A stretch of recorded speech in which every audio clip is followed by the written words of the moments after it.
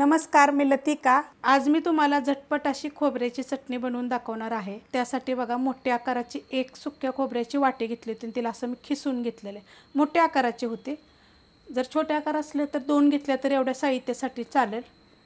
7 ते 8 पेक्षा जास्त अशा तिखटाप्रमाणे मिरच्या घ्या, तिखटवाली पण आहे आणि कलरवाली पण आहे। छोटा अर्धा चमचा मी ही मीठ घेतलेलं आहे, मोठं मीठ घेतलेलं आहे, तुम्ही बारीक जरी घेतलं तरी पण चालू शकते। छोटा 1 चमचा धने घेतलेले, छोटा 1 चमचा जिरे घेतलेले, 2 गड्डी लसूण घेतलेला आहे मी सोलून। 1 गड्डी जरी टाकला तरी पण चालू शकते।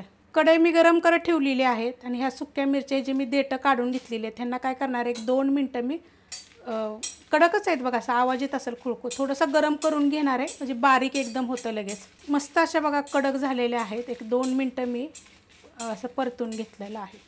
ह्याच्या जागी मिरची पावडर जरी घेतली तरी चालेल, हे मी काढून घेते। ह्याच्यामध्ये टाकणार आहे जिरं, गॅस आहे मीडियम, धने, आणि ह्यांना सुद्धा थोडंसं हलकंसं भाजून घ्यायचे। भाजलेलं आहे बघा, अशा पद्धतीत तडतड आवाज येतो। जास्त आपल्याला लाल भडक असे करायचे नाही आहेत, नॉर्मली भाजलेलं लगेच समजतात। हे आता मी काढून घेते। त्याच कढईमध्ये बघा हा लसूण सुद्धा मी हलकासा भाजून घेणार आहे। आता कसं पावसाळ्याचे दिवस आहेत ना, मग खराब होऊ नये त्यासाठी याला डाग पडस्तोवर आपल्याला हलकंसं भाजून घ्यायचे। लसूण पण बघा चांगला भाजला गेलेला आहे, हा पण मी काढून घेते। लसूण काढून घेतलेला आहे, त्याच्यामध्ये आता आपल्याला खोबरं भाजून घ्यायचे। आणि खोबरं एकदम आपल्याला काळं वगैरे करायचं नाही, हलकंसं भाजायचं आहे। तुम्हाला दाखवते मी कसं भाजायचं आहे ते।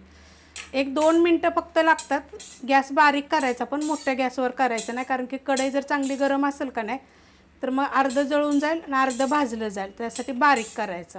आणि जास्त कढई अशी जाड नसेल, पातळ असेल का नाही तरीसुद्धा बारीक गॅसवरच करा, कारण खोबरं जे सुकं खोबरं लगेच जळून जातं। अशा पद्धतीत बघा मी खोबरं भाजून घेतलेलं आहे। जे आपण बारीक जेव्हा खिसतो ना तेव्हा काय काय बारीक चुरा असतो तो लगेच भाजला जातो। आता याला काय करणार आहे, गॅस बंद करणार आहे आणि ह्याच्यातच मी थोडा वेळ हलवून घेणार आहे। खोबरं आपलं थंड होतंय तोपर्यंत आपण काय करू, ह्या मिक्सरच्या भांड्यामध्ये मिरची आणि मीठ टाकणार आहे। चवीप्रमाणे मीठ टाका, मी ह्यातलं अर्धच मीठ टाकलेलं आहे। आणि ह्याला एकदा मी फिरवून घेते, म्हणजे बारीक करून घ्यायचं एकदम। मिक्सरला बघा मी फिरवून घेतलेलं आहे, तर अशा पद्धतीत झालेलं आहे।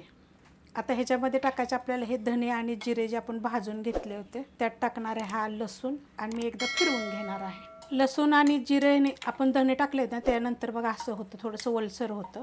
आता ह्याच्यामध्ये आपण जे खोबरं भाजून घेतले ना ते पूर्णपणे थंड झालेलं आहे आणि ते टाकून घेऊया। सुक्कं खोबरं जे आपण भाजलं होतं ना ते मी सगळं काढून घेतलेलं आहे मिक्सरच्या भांड्यात। आता ह्याला काय करायचं माहिती आहे का, बंद चालू करून फिरवून घ्यायचं। आणि आता तुम्हाला अजून एक गोष्ट सांगते, ह्याच्यामध्ये तुम्ही अर्ध्या चमच्याला पण कमी असं चाट मसाला जरी टाकला ना खूप चविष्ट अजून होते।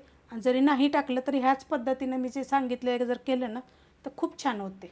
3 वेळा फक्त मी बंद चालू केलेलं आहे, एकसारखं चालवायचं नाही कधी पण, कारण ह्याला मग तेल जास्त सुटेल, कारण आपण भाजलं आहे ना खोबरं। बंद चालू करायचं, बाकीचं पहिलं सगळं साहित्य बारीक करून घ्यायचं। चटणी बघा खूप चांगला सुगंध सुटलेला आहे, खूप चविष्ट लागते।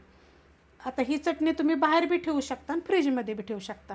कधी पण का नाही चटण्यांना कमीत कमी 8 दिवस पुराव्या, अशाच पद्धतीच्या कराव्या, जास्त नाही कराव्या, कारण की फ्रेश चटणी जशी चव लागते ना, जास्त दिवसाची जी ठेवली त्याची अशी चव लागत नाही। तर तुम्ही ही 8 दिवस ठेवू शकता, जास्त पण दिवस ठेवू शकता, पण चवीला 8 दिवस खूप छान लागेल। करून बघा एकदा। रेसिपी आवडली तर लाईक करा, सबस्क्राईब करा, कमेंट करा आणि शेअर बी करा।